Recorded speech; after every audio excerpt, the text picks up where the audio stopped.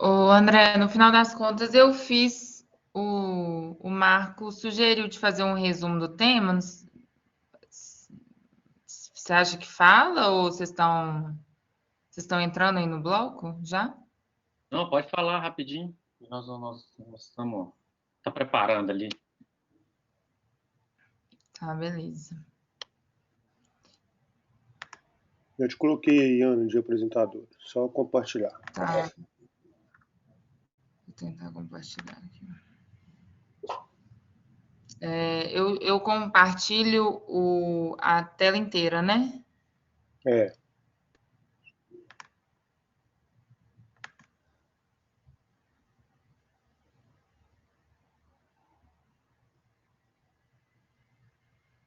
Foi? Foi. Pode ir. Beleza, então. Então, hoje a gente vai. Só Meu nome é Ana Luísa, né? esconde isso aqui, ó. Aperta Hide para esconder esse. Isso. Pronto? Pronto. Beleza. Bom, então meu nome é Ana Luísa, eu sou R2 de Cardiologia da UFMG, estou agora no estágio de arritmia, e aí trouxe um caso para discussão, uma paciente que vai internar essa semana lá no hospital. E aí aproveitar e fazer um resumo sobre o tema, mais para os não especialistas mesmo, só para contextualizar sobre a síndrome do QT longo. Então, aí só falando um pouco das referências, né? E o roteiro de discussão terminando aí no caso clínico. Bom, então a definição de síndrome do QT longo é uma doença da repolarização ventricular caracterizada por prolongamento do intervalo QT e que pode levar a arritmias ventriculares e a um risco aumentado de morte súbita cardíaca. Ela pode ser uma doença adquirida, que em geral está associada a distúrbios hidroeletrolíticos e uso de medicamentos, mas pode ser também uma doença congênita associada a mutações genéticas. Quando a gente fala do QT longo adquirido, a gente tem uma dificuldade aí de determinar a incidência.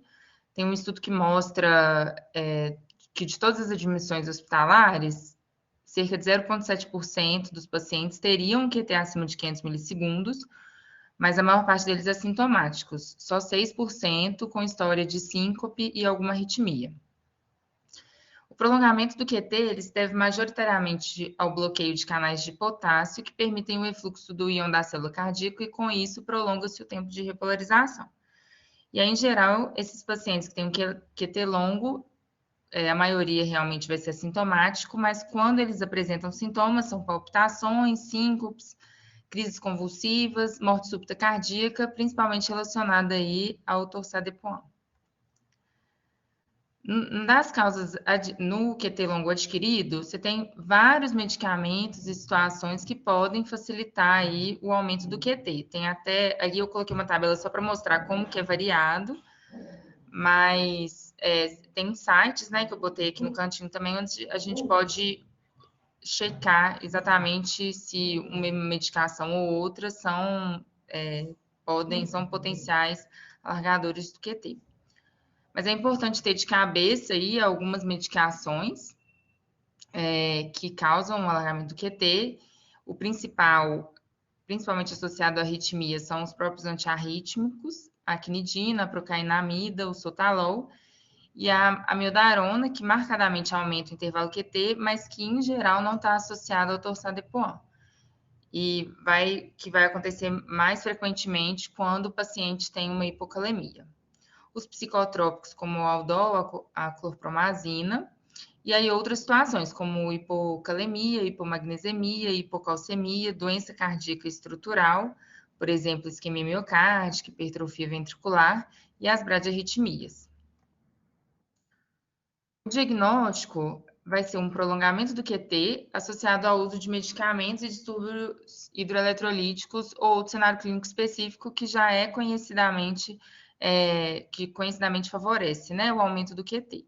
Então, aí seria um QT corrigido de maior que 470 para homens e 480 para mulheres, sendo que é considerado aí uma doença mais grave com indicação de observação e internação, um QT corrigido acima de 500 milissegundos, ou um aumento de 60 milissegundos do QT em relação ao basal.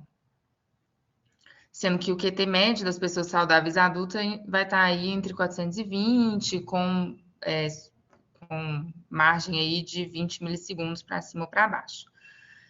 Lembrando, né, que a gente sempre tem que fazer a correção do QT pela frequência cardíaca, e se o paciente tiver algum bloqueio de ramo também, tem fórmulas específicas, e que as melhores derivações para medir o QT seria o D2 e V5. Bom, aí falando do tratamento, já no caso do QT adquirido. Em todos os pacientes, a gente tem que identificar as causas reversíveis, né? Então, avaliar todos os medicamentos que o paciente está usando e fazer o tratamento dos distúrbios hidroeletrolíticos. Nos pacientes que têm manifestação com arritmia, se o paciente tiver um torsar estável, um episódio único, você pode só tratar com magnésio venoso, além das outras mudanças citadas acima. Se o paciente é estável, mas tem arritmias recorrentes, então aí seria indicado, além do magnésio, uma infusão de isoprotenerol, e um outro tratamento possível seria o marca-passo com uma frequência cardíaca acima da basal. E no caso de arritmia com instabilidade hemodinâmica, aí a indicação seria de cardioversão, lembrando que existem alguns preditores de instabilidade, então o paciente fazendo muita extrasístole ventricular, quando ele faz alternância da onda T, se ele tem alargamento do QRS ou a presença de um bloqueio atrioventricular. Então, aí só citando, né, a onda T, a alternância de onda T, né, que ela faz mais de uma morfologia, às vezes ela pode, inclusive, alternar polaridade. E aí, lembrando também no tratamento nos pacientes assintomáticos, a monitorização para tratamento de arritmias, caso elas ocorram, sendo que nos pacientes com QT não muito prolongado, né, menor do que 500 ou menor do que 60 milissegundos do basal, esse paciente poderia ser monitorizado ambulatorialmente. A duração da monitorização vai depender da meia-vida da droga que foi indicada como culpada, e aí nesse meio tempo o paciente, logicamente, vai evitar o uso de drogas que prolongam o QT e posteriormente também vai ser mais vigilante em relação a isso. E pode haver indicação de marca-passo permanente nos pacientes que têm uma bradicardia crônica por doença do nó sinusal ou um BAV com um torsar dependente da bradicardia ou pausa desse paciente. Aí, quando a gente fala de síndrome do QT longo congênito, aí já é um pouco diferente, né? A situação, a prevalência aí é maior do que, por exemplo, das canalopatias, uma prevalência de 1 a cada 2.000 nascidos vivos. A frequência das mutações pode ser bem maior numa população em geral, com uma penetrância aí de 10 a 25%. E a gente tem hoje em dia descritas 17 mutações envolvidas. As principais, que contabilizam aí por 80% dos casos, são a LQT1, LQT2, que estão associados à redução da função do canal de potássio, e a LQT3, que está relacionada ao ganho de função do canal de sódio. As demais mutações, elas contabilizam aí por 5% dos casos, sendo que existe uma porcentagem de 15% que não consegue ser encontrada uma mutação conhecida, mas o paciente apresenta uma clínica muito compatível. Aí só essa tabela mostrando, citando, né, os principais genes lá em cima, que eu citei, e os outros vários que estão associados aí também ao QT longo. Como que esses pacientes vão se manifestar? Eles podem, a maioria vai ser assintomático, mas eles podem apresentar arritmias cardíacas sintomáticas. A mais comum vai ser a torsade de Poin ou a TV polimórfica, em geral de curta duração e autolimitadas, que eventualmente podem degenerar para FV. E aí, esses pacientes, eles frequentemente, eles manifestam isso como síncopes arrítmicas, então simula uma crise convulsiva tônico-clônica, mas também pode ter, eventualmente, né, evoluir como uma morte súbita abortada ou uma morte súbita cardíaca. E aí ficou errado aí, mas na verdade eles colocam que essas manifestações elas costumam começar a aparecer a partir de 12 anos de idade, e não 2. Mas o paciente também ele pode ter outras arritmias, então ele pode ter um BAV, que tem 2 principais mecanismos, né? Tem um atraso de condução verdadeiro, mas também tem pode acontecer pelo período refratário prolongado associado ao QT longo, que vai inibir a despolarização de forma alternada. E o paciente eventualmente pode ter também arritmias atriais associadas, como FA e taquicardias supraventriculares. No caso dos pacientes com QT longo congênito, a gente tem que ficar muito atento aos fatores desencadeantes de arritmias, que vão variar de acordo com a mutação genética do paciente. Então, lembrar, né, dos básicos. Então, medicamentos que prolongam o QT, distúrbios hidroeletrolíticos, pacientes que fazem pausas maiores no Holter também. Isso, dependendo da mutação, né, no tipo do QT longo, isso pode favorecer as arritmias. E algumas coisas específicas que estão exemplificadas nesse gráfico vão acometer mais um ou outro tipo do QT longo. Então, no QT longo tipo 1, as arritmias vão ser mais deflagradas pelo exercício físico extenuante. Por exemplo, natação e emoções. No QT longo tipo 2, o puerpério pode deflagrar arritmias e estímulos como barulho. E o paciente do QT longo tipo 3 vai ser o que mais vai sofrer arritmias nos períodos de repouso e sono.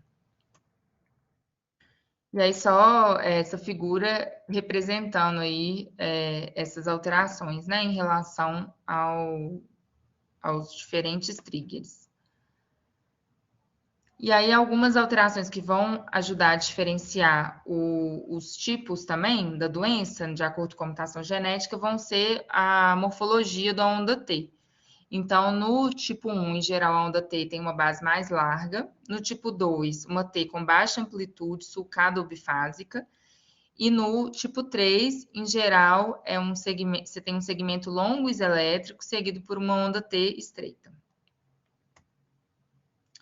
E aí, como que vai ser o diagnóstico? Então, o básico, né, vai pesquisar sempre bastante sobre a história familiar e pessoal do paciente, analisar o ECG do paciente, eles recomendam também avaliar os ECGs dos familiares de primeiro grau, se possível.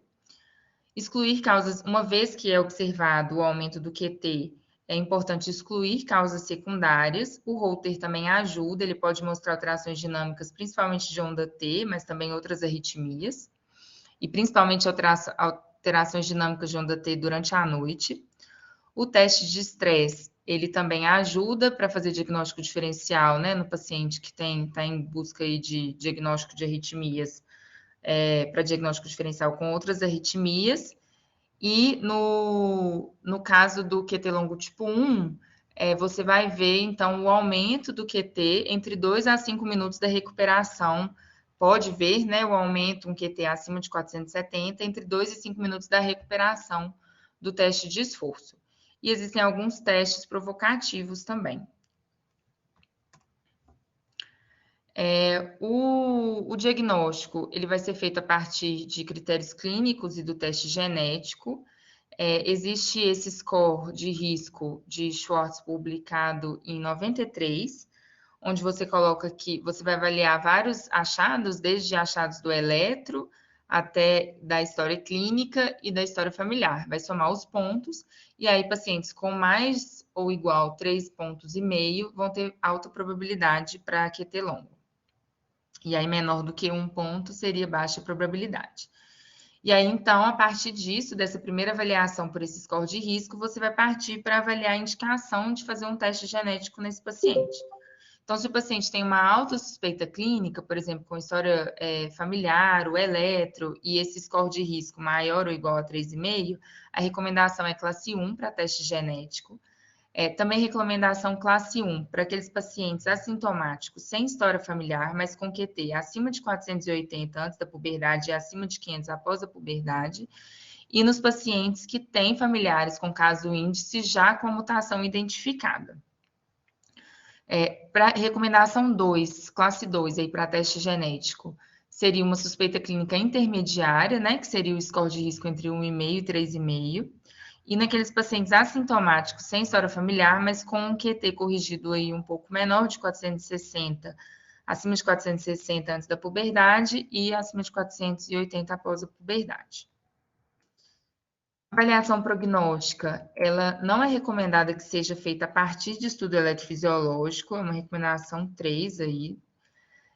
Os pacientes que vão ter maior risco para arritmias ventriculares vão ser aqueles que já tiveram um episódio de morte súbita abortada, pacientes com síncopes, o QT corrigido acima de 500 milissegundos e um risco muito aumentado se acima de 600, e a presença de alternância de onda T, especialmente se o paciente já está em tratamento com beta-bloqueador. E aí, mostrando aí essa estratificação nessa pirâmide, mostrando aí a porcentagem dos pacientes em geral, né? Então, fatores de maior risco, como eu citei, o QT acima de 500, sexo masculino, o risco intermediário aí, sexo masculino quando você é do tipo 3, né? E aí, abaixo, o risco intermediário associando o gênero ao tipo da mutação. E os de baixo risco são aqueles com QT corrigido menor do que 500, sexo masculino do tipo 2 ou do tipo 1. Bom, em relação ao tratamento, é recomendado para todos a mudança de estilo de vida, né? Evitar drogas que prolonguem o QT, identificar e corrigir os distúrbios eletrolíticos e evitar os triggers que eu já citei. O tratamento medicamentoso é com beta-bloqueador, recomendado classe 1 para pacientes assintomáticos com QT acima de 470 e naqueles sintomáticos, né, com síncope ou arritmias documentadas. E podem ser considerados naqueles pacientes assintomáticos com QT abaixo de 470, com classe 2A de recomendação. A primeira linha é considerada o Nadolol, aqui no Brasil seria o Propanolol, e os estudos indicam que a eficácia é reduzida no tipo 3. Bloqueadores de canal de sódio podem ser considerados como terapia adicional em pacientes do tipo 3 com QT acima de 500, classe de recomendação 2A. E outros tratamentos que podem ser feitos seria a simpatectomia esquerdo bilateral, se o CDI é indicado e foi recusado ou contraindicado, ou se os beta-bloqueadores não foram eficazes para prevenção de síncope e arritmias, ou se o paciente tem arritmias mesmo em uso do beta-bloqueador. O CDI em associação ao beta-bloqueador vai ser recomendado classe 1A, classe 1 na morte súbita cardíaca abortada, e pode ser considerado nos pacientes com síncope ou TV em uso de beta-bloqueadores em dose adequada, que seria o propanolol de 2 a 3 miligramas quilo dia. E aí também o AES que coloca que o CDI pode ser considerado em pacientes de alto risco. Então, em mulheres, né, com a síndrome do tipo 2, o QT acima de 500, ou QT acima de 500 e sinais de instabilidade elétrica, mutações de alto risco.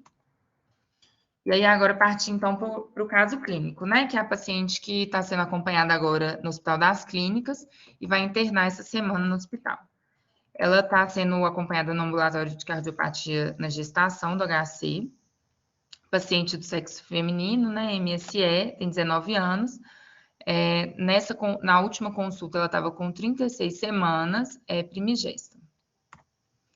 O contexto, a paciente apresentou aí nesse último ano episódios de síncope, liga-desliga, e aí quando foi na propedêutica inicial, o eletrobasal evidenciava um BAV 2:1 mais um QT longo, e aí ela foi encaminhada para a Santa Casa em julho de 2021 para propedêutica e conduta. Ela tem também uma história familiar positiva para morte súbita. A irmã dela, mais nova, faleceu com 2 anos, né? E o pai com 32.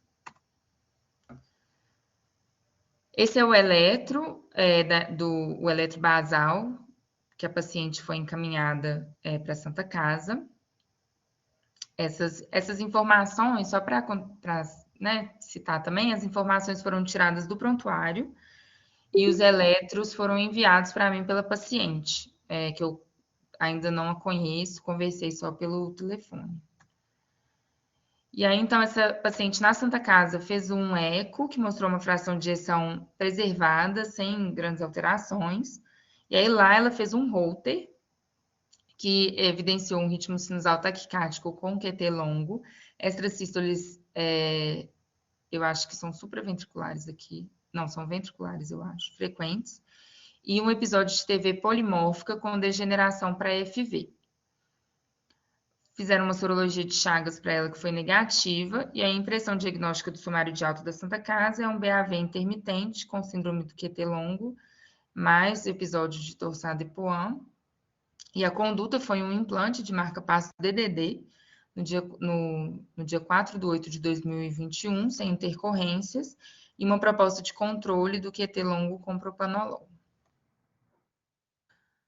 No HC já foi feito um teste genético que veio positivo para a mutação LQT3.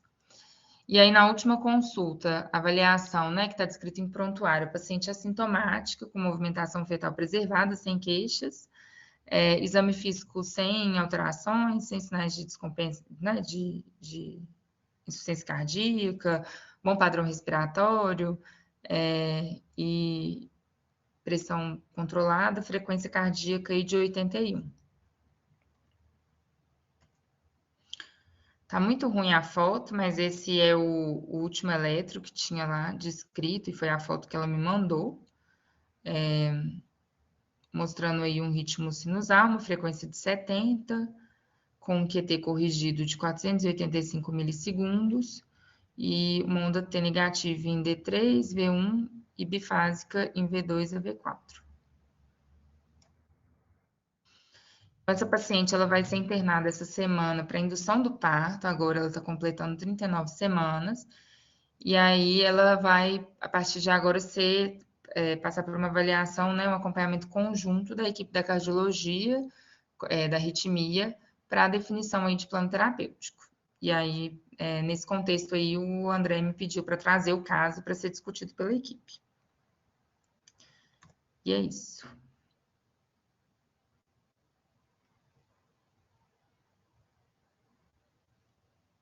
Viu aí, Ricão? Viu aí, Marcão? Eu vi. Já começo com uma dúvida se aquele eletro inicial, Ana, que você mostrou primeiro, se ali tem um 2:1. Será que aquilo ali não é só o QT, só a onda T? Não vi 2:1 ali, não. Se a onda T com Eu norte, fiquei bem né, na dúvida Ricão? também, Tinha que marcar eu não acho direitinho e que ver, mas tá parecendo que é só uma onda T, né? aquilo ali faz parte do contexto do bizarro do QT dela, entendeu? Da onda T dela. Eu Eu não acho que tem onda T. Acho que é 1:1 aí, normal, bradicardia sinusal. Uma outra coisa é uma conduta dessa, né, assim, de exceção, né, Henrique? Botar um marca-passo no paciente que teve uma F, porque tem escrito que ela foi tratada na UPA por um F mesmo, entendeu? Isso aí, deixa eu falar um negócio para você. Se ela ganhar esse neném aí, troca isso aí. Pois é, eu pedi para trazer por causa disso, Henrique. Eu queria discutir se depois do parto a gente não faz, ainda mais com essa mutação no QT longo tipo 3, né? 3, né? É o pior deles e olha para você ver a duração desse intervalo que tem, aquele ela tem tudo de ruim aí, né? Tem tudo de ruim.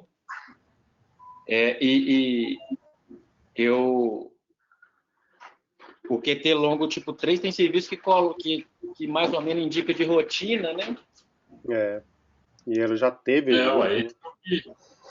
Esse é o que mata igual o passarinho, né? Exatamente. Aproveitar que esse eletrodo tá novo. Tem evento prévio. Ela teve isso. Sem dúvida não, Andrezão.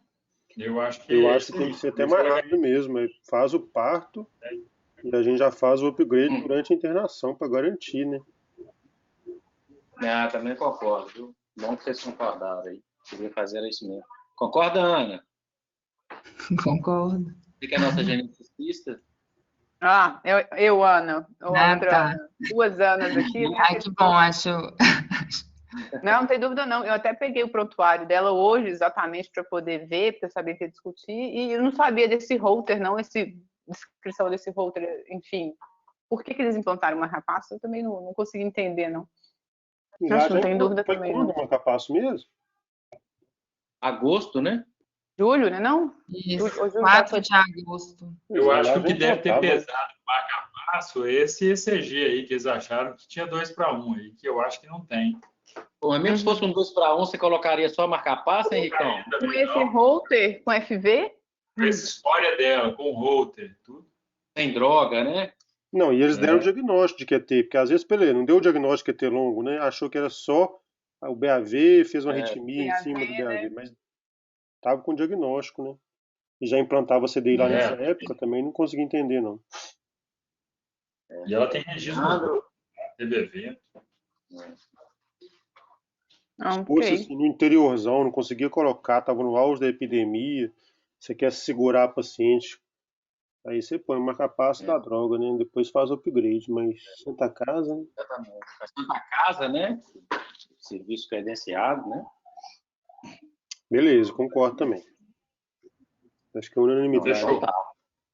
Vamos preparar. Tem só que ver, eu não sei, esse povo para induzir parto, eles não dão nada que possa ser deletério, não. A gente tem que ver, hein? Faz cesariana. Ah, eles não fazem de jeito nenhum, esse povo da GO. Não? Fazem Não, Acho que é só normalmente eles pedem conversar liberação da lá. gente Não, mas na não. Essa interconsulta. aí, Se a gente achar que Pois tem que é. ser cesárea, faz cesárea. Eles falam. Marcão, tem que entrar nessa aí, ó. Mas Porque por quê? eles. Eu não tenho essa ideia, não. Por que tem que ter cesárea Não, o para ser visto? esforço, o estresse, né? O esforço, o estresse, o parto normal.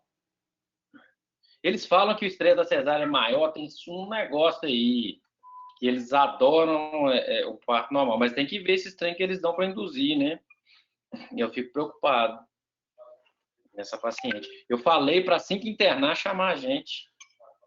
A gente faz uma discussão conjunta, né? Anestesia, GO e define.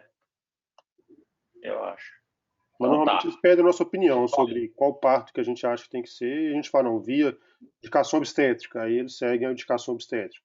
A gente fala, não, tem que ser cesárea, eles seguem. Não, beleza. Então tá. Aninha, aproveita e vê isso aí para nós, ó. Ok. O que você tem aí de grávida, que é longo, Vai, podemos olhar. né? Não, então tá. Pessoal, obrigado, viu? Deixa eu entrar lá. Beleza. Falou, valeu, Falou. gente. Boa noite. Obrigado, Ana. Tchau, tchau.